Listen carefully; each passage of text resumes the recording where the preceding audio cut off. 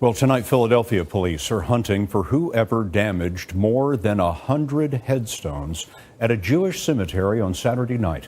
There was a similar attack last week in Missouri.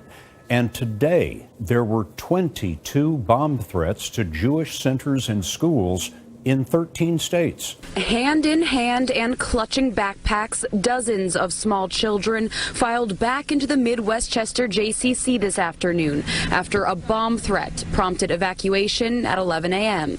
It's our turn. I really honestly said it's our turn. I think it's really sad that there's a lot more bomb threats and racism going on. Similar scenes played out in Tarrytown, Cherry Hill, New Jersey, 3 Jewish centers on Staten Island and 2 in Pennsylvania. The Anti-Defamation League tallied 20 total bomb threats to Jewish institutions in 12 states today. It's a very difficult time just because these threats have not been credible. They have a deep effect in the community. The ADL says there have been 89 threats to Jewish institutions since the beginning of the year. The president continues to condemn these and any other form of anti-Semitic and hateful acts in the strongest terms. No one in America should feel afraid to follow the religion of their choosing freely and openly. Here in Westchester, staff was well prepared for the evacuation and after an all clear from police, reopened with heads held high. It's a fear target. It's an attempt to make people unsettled and fearful, and we're not going to let it defeat us. A U.S. law enforcement official tells CBS News that the calls nationwide appear to be coordinated and are coming both from within the U.S. and overseas.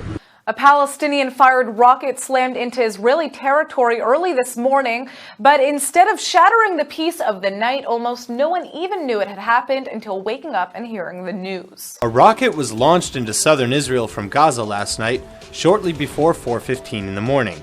Neither red alert sirens nor the Iron Dome system were activated, as it was projected to fall into an open field. No injuries or damages have been reported.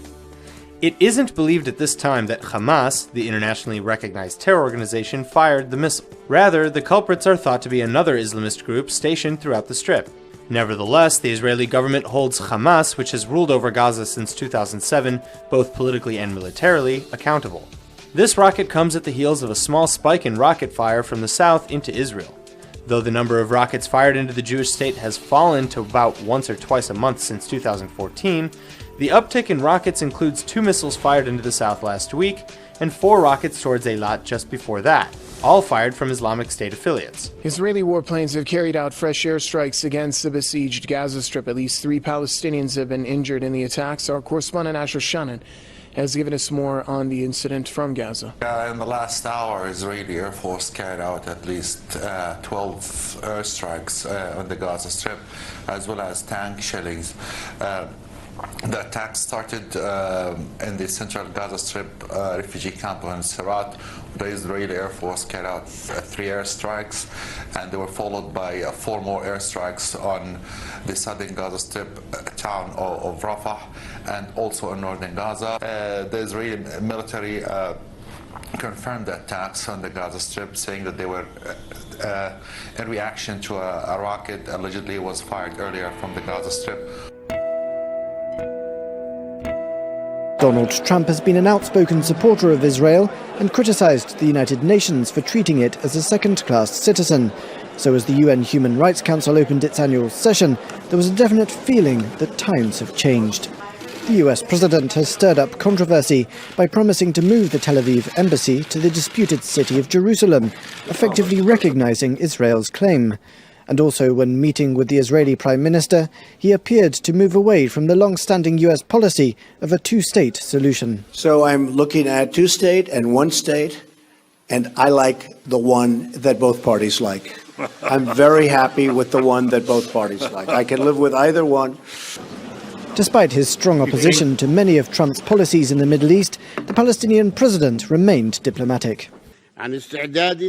We reiterate yet again that we're entirely disposed to work in a positive spirit with all states of the world, including the US administration under the Donald Trump presidency.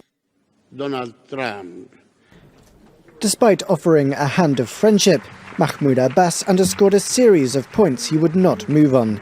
Firstly, he made it clear that the only way an Israeli-Palestinian peace deal can be achieved is with a two-state solution going back to the pre-1967 borders. Abbas also cautioned against moving the US embassy to Jerusalem, which he called the capital of Palestine. He spoke out against Israeli settlements on occupied territories and opposed any unilateral actions from Israel. The UN Human Rights Council was only formed in 2006 and not joined by the US until Barack Obama took over as president. Following his frequent criticisms of the body, it's not clear whether Donald Trump will choose to remain inside it. In a surprise turn of events, Israel's former head of the Mossad spy agency, Ephraim Halevi, is advising that Israeli Prime Minister Benjamin Netanyahu deal directly with Vladimir Putin and not United States President Donald Trump on the issue of Iran. His reasoning is simple, that Moscow, unlike DC, has influence over the hardline Islamic Iranian regime. Iran has successfully test-fired two of its domestically developed missiles. The tests were conducted during the course of major naval drills underway in the south of the country. One of the projectiles was a naval cruise missile named Nasir. Defense Minister Brigadier General Hossein Dehran said the missile successfully hit the projected target, but he said no word about its range. A smart laser-guided missile called Dehlavieh was also successfully test-launched. The naval maneuvers are being carried out in a 2 million square kilometer area which spans the Strait of Hormuz, the Sea of Oman north of the Indian Ocean, and the Bab al-Mandeb Strait.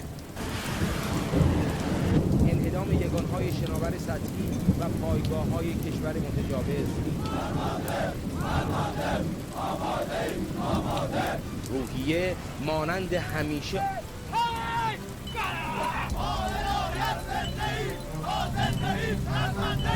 آزمایش میکنند.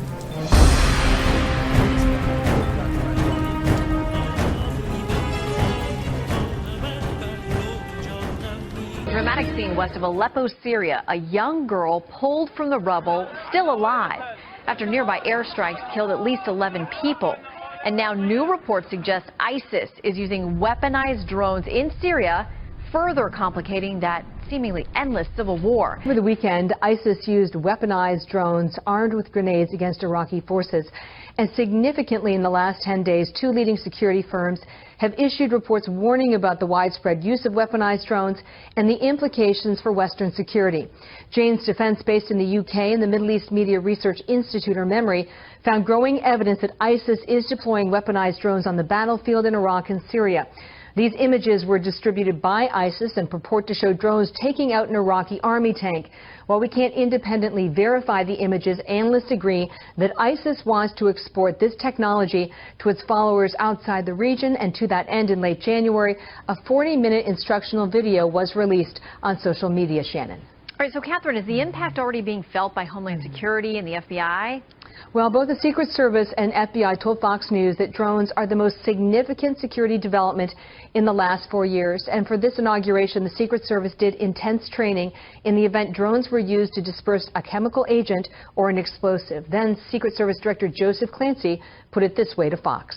I think every year there's new developments, the emerging threats, as you've heard the term so many times. And I'd say in the last inauguration, we weren't as concerned about the drones, the UASs, the unmanned aerial systems. This year, of course, we're very concerned about those, and but we've got plans in place, and we've got a number of people looking at that, but that would be something new. According to Reuters, a Pentagon-led preliminary plan to defeat Islamic State has been delivered to the White House. A Defense Department spokesman told reporters that later on Monday, U.S. Defense Secretary Jim Mattis would brief senior administration officials. Pentagon spokesman Captain Jeff Davis told reporters that it was the framework for a broader plan and looked at Islamic State around the world, not just Iraq and Syria. President Donald Trump ordered the options 30 days ago. They include military, diplomatic, and financial measures. The White House announced on Monday that President Trump has proposed a $603 billion defense budget plan for next year, a 10% hike from the current level of spending.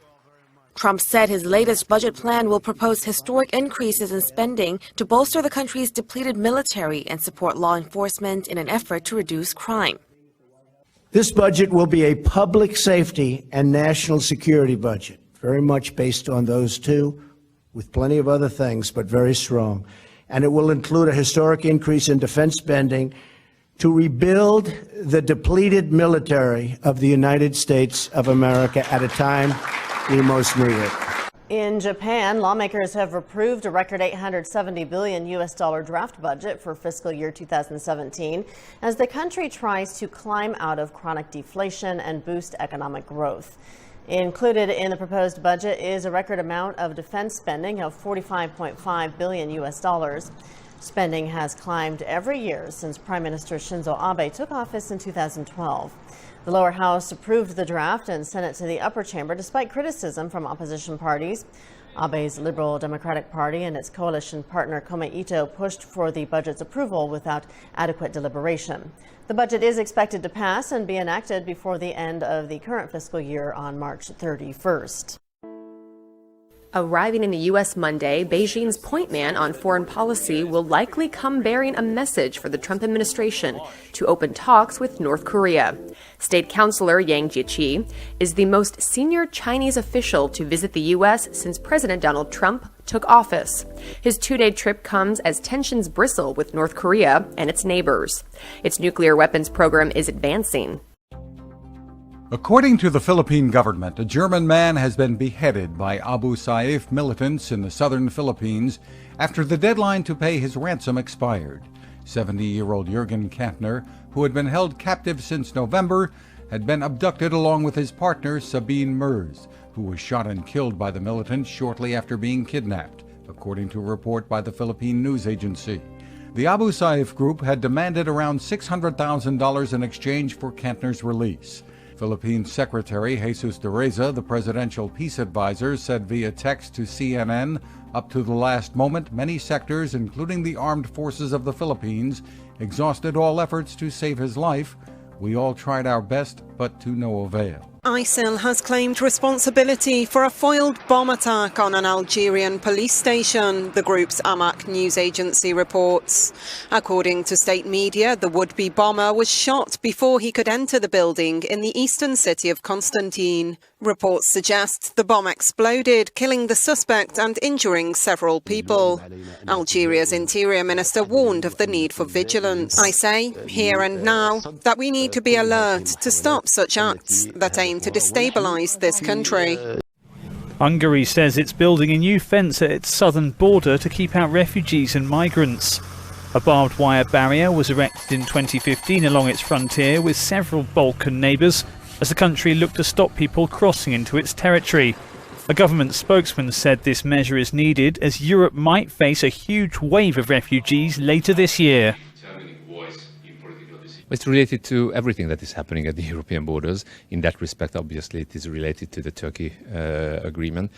But it's related rather to the fact that the estimated number of those who are still at the so-called Western Balkan route is around 80,000. Spring is coming. We see that around Europe, according to a German estimate, there are at least 6.5 million people waiting to enter the European Union. The measures form part of a move to shut down the so-called Western Balkans route. Human Rights Watch said in a statement that the European Commission should not stand by while Hungary makes a mockery of the right to seek asylum. The lavender ceiling has been shattered. On Sunday, Moonlight became the first LGBTQ film ever to take the Best Picture prize at the Academy Awards. Academy Award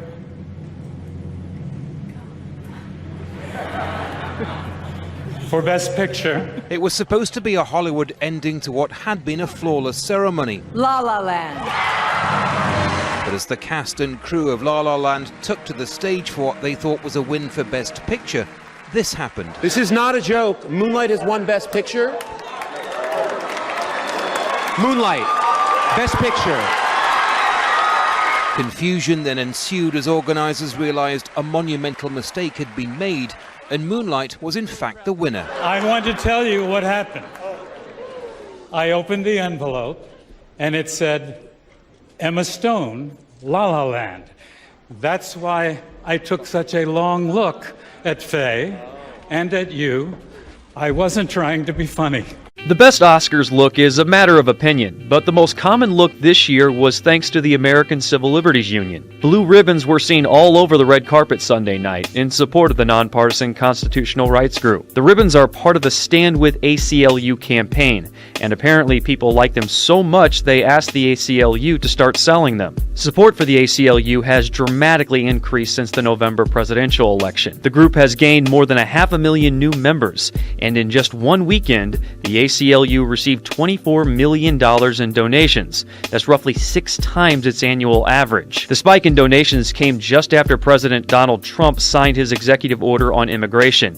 The ACLU filed a lawsuit that helped put a freeze on that travel ban. Trump is expected to unveil a revised immigration order this week, and in a tweet during the Oscars, the ACLU said it was ready for it.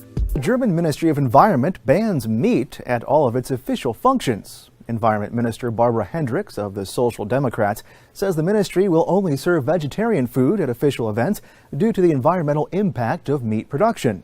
The Food and Agriculture Organization of the United Nations says the livestock industry accounts for 14.5% of all human-related greenhouse gas emissions. Livestock farming also contributes to habitat destruction when land is cleared for pastures. However, not everyone's happy about the move, and it's not just because they're a fan of schnitzel. This argument actually caused tensions between the two major parties in Germany's governing coalition, the Christian Democrats and the Social Democrats. Food Minister Christian Schmidt of the Christian Democrats calls the ban nanny statism and thinks it limits freedom of choice.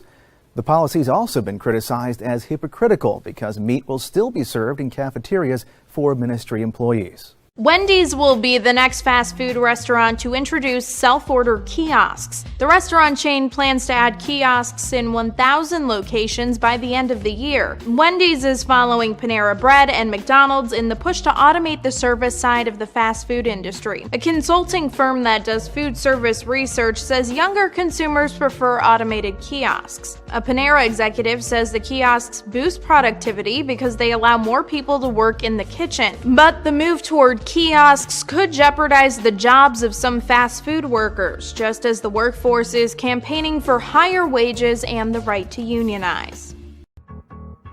Time reported Monday that Amazon is developing technology called Voice ID to allow the Alexa voice assistant and the Echo to distinguish between different people's voices. However, when asked, an Amazon spokeswoman said the company doesn't comment on rumors or speculation. Recognizing voices could help the Echo personalize its responses for different users and could improve parental control, though due to privacy concerns, many are worried about the machine remembering who they are. A new Healthy Day Harris poll shows that though antibiotic-resistant superbugs are a major health threat, most Americans are clueless about the dangers. More than 2/3 of U.S. adults know little or nothing about so-called superbugs. The bacterial infections are resistant to many or all antibiotics. Around half believe, incorrectly, that antibiotics work against viruses. Improper antibiotic use is considered the major driver of the superbug problem, and the problem has deadly consequences.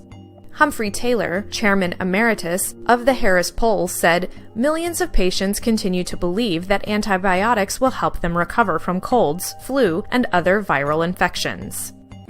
Their house is choking in mud. Residents of this Chilean mountain town now face the incredible feat of clearing out the mess. High up in the Andes, days of powerful storms have sent entire mountainsides crumbling to the ground. We had a flood that ended up cutting off roads in several places. We are clearing it with machines, but it completely took out a bridge and has left more than 1,000 people isolated. The heavy flooding has taken a human toll as well. Several people have died, and search operations are still underway to locate many more who are missing. To make matters worse, falling rocks and debris have overwhelmed rivers, tainting the main water supply for Santiago's 6.5 million residents.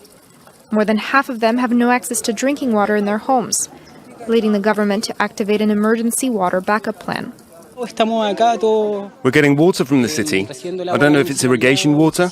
We don't know where it's coming from, but it's all we've got.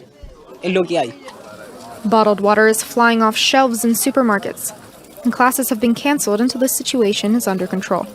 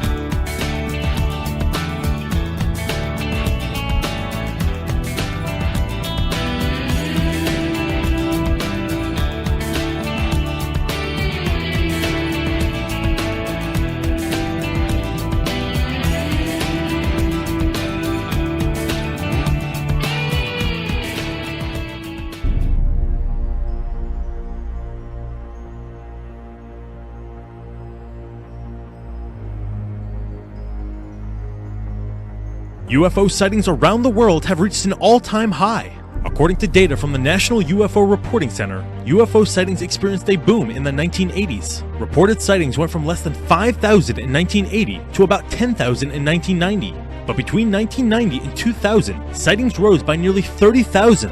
In those 10 years, more than 45,000 sightings were recorded, a record. And it appears the spike in UFO sightings was not an anomaly, but a trend. In an 8-year period from 2002 to 2009, more than 36,000 UFOs were reported. Since then, more than 11,000 more UFOs were reported, with more than 47,000 being cataloged since 2010. Statistician and PhD candidate Sam Montfort brought this information to light. With the collection of data from the reporting center, Montfort found that individuals are far more likely to spot a UFO in the US than anywhere else in the world. He reports that on average, there are 2,500 sightings reported per 10 million people. That's 300 times higher than the global median. Northwestern and northeastern states have filed the most reports citing per capita. Perhaps with 7 new known planets in the universe, we could experience even more close encounters in the future. People in the southern hemisphere have witnessed this year's first solar eclipse. Take a look at this. This is video of what's known as the Ring of Fire. It's an eclipse caused when the moon moves between the Earth and the sun. Where should we go today, Ruby? Officer Oliver has a new canine partner in crime to help spread kindness in his neighborhood. This dynamic duo are the talk of their Kansas hometown since they do everything together.